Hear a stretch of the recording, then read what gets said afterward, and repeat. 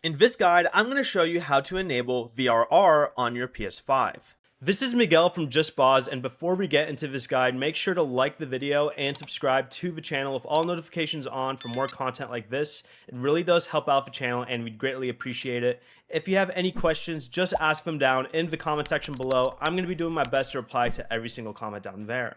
From the home screen, go ahead and open the settings cogwheel in the top right, then go down to screen and video. From here, select video output and scroll down a little bit until you see the option for VRR and set this to automatic.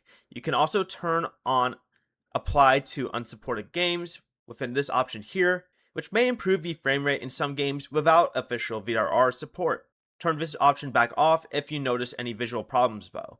VRR does require an HDMI 2.1 VRR compatible TV or monitor, so make sure the PS5 is connected to the correct HDMI port and that VRR or game mode is enabled in your display settings.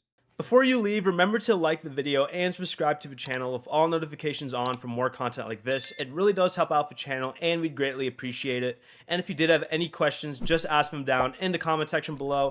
I'm going to be doing my best to reply to every single comment down there. Peace.